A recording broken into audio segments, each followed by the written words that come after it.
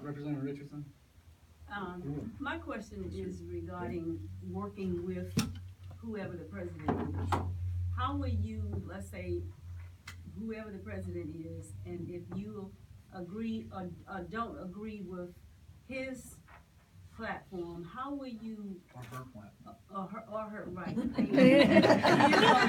Wow. With the president's platform, how will you, compromise or work with them?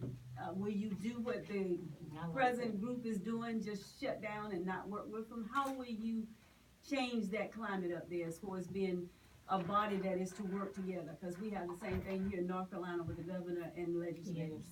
Again, I come back to say good communication.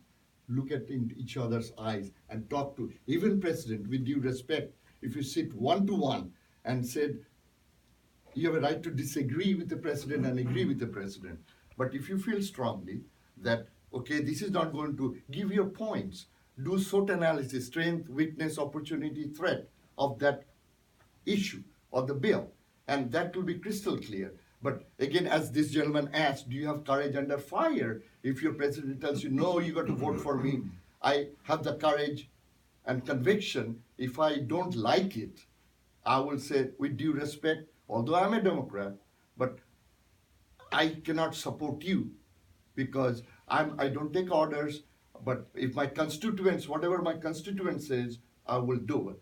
But communication is, again, we don't talk to each other. You look at the family, everybody is doing that tick, tick, tick, tick, tick. I went to, charity begins at home. We went for dinner on my anniversary, 31st anniversary. I'm an old man, 31st anniversary. My son tick, tick, tick, my wife tick, tick, tick.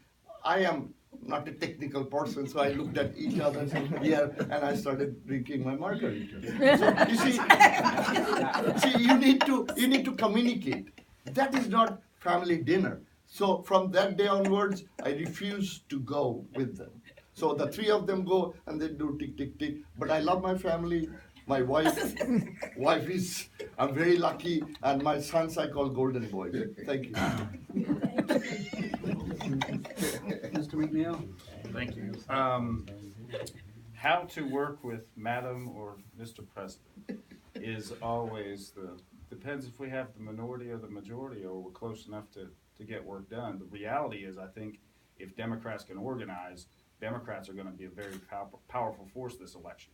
So I think it's gonna be a whole lot easier to work with our Madam President or Mr. President, who's more than likely gonna be a Democrat. That being said, if there's not a Democratic president, the way to do it is to, as Ron said, you gotta communicate. But the biggest thing is to communicate with your constituents and get them on the phone to call their representatives and call the president's office and say, here's how we have to do it.